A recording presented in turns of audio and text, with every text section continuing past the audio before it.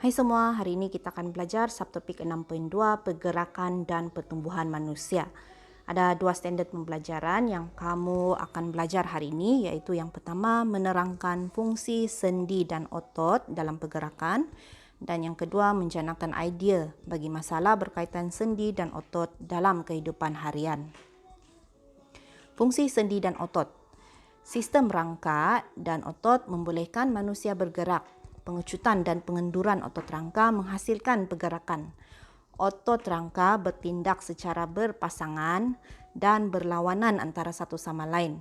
Setiap pasang otot yang bertindak secara berlawanan dikenal sebagai otot berantagonis.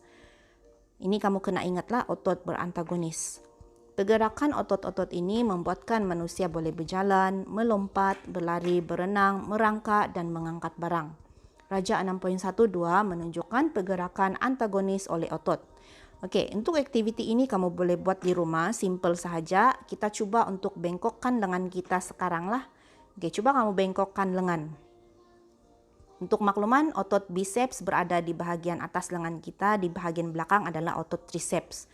Okey, apabila kita membengkokkan lengan kita, otot biceps akan mengecut, manakala otot triceps mengendur. Okey, cuba kita luruskan lengan pula. Apa yang berlaku? Otot biceps mengendur dan otot triceps mengecut. Jadi salah satu otot mengendur, manakala satu lagi mengecut, itu yang kita sebut sebagai otot berantagonis. Okey, fungsi sendi dan otot dalam pergerakan. Sendi ialah tempat pertemuan antara dua atau lebih tulang. Sendi yang membenarkan anggota bergerak kita namakan sebagai sendi bergerak. Okey, contohnya sendi pada engsel siku kita lah. Manakala sendi yang tidak membenarkan anggota bergerak kita namakan sebagai sendi tak bergerak. Contohnya sendi pada tengkorak kita. Okey, Rajas 6.13 menunjukkan contoh sendi engsel pada tangan. Otot yang terlibat dalam pergerakan sendi engsel ini ialah otot biceps dan otot triceps. Okey, kita lihat Raja 6.13. Sendi bergerak, contohnya sendi engsel yang bahagian sini. Okey, kita kenali dulu bahagian-bahagian ini. Ini adalah tulang kita. Sini pun tulang kita. Bahagian atas ini radius, dia bersambung dengan kita punya tulang ibu jari lengan lah. And then ulna. Lepas tu otot biceps di bahagian depan, otot triceps di bahagian belakang lengan kita. And then tendon ialah tisu penghubung yang mengikat otot ni dengan tulang. Manakala ligamen, tisu penghubung yang mengikat tulang dengan tulang. Ada beza ini dua ya. Okey, kita lihat sebelah kanan sini. Ligamen ialah tisu penghubung yang liat, kenyal dan kuat menyambungkan dua tulang. Sifatnya yang kuat dan kenyal ini membuatkan ligamen dapat mengikat dan memaut tulang serta membenarkan pergerakan. Otot ialah tisu yang terdiri daripada gentian yang selari antara satu sama lain. Sel otot mengandungi mitokondria. Okey, mitokondria ini penting untuk menjanakan tenaga untuk pengecutan dan pengenduran otot. Okay, kita lihat Raja 6.14 pula. Fungsi cecair sinovial, rawan dan tendon pada sendi. Jadi kita lihat sini, bahagian atas tulang, di bawah ni tulang. Lepas itu di hujung tulang ada rawan. Setiap hujung tulang ada rawan. Lepas itu di antara rawan ada cecair sinovial. Dan bahagian sini yang menyambungkan otot dengan tulang adalah tendon. Okey, kita lihat satu persatu fungsi dia. Cecair sinovial berfungsi untuk melicinkan dan membekalkan nutrien kepada rawan. Cecair sinovial juga bertindak sebagai pelincir di dalam sendi. Dia pelincirlah sini ya. Okey, rawan atau tulang rawan bertindak sebagai cushion. Yang bahagian sini ya, di hujung tulang ini. Dia bertindak sebagai cushion, bertindak untuk melindungi sendi. Rawan juga berfungsi untuk mengurangkan geseran.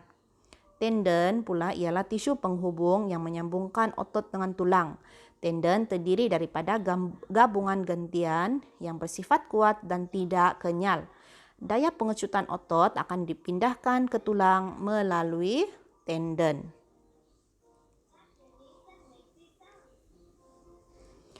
Oke, latihan ini kamu boleh lihat pada buku SPS kamu, muka surat 63.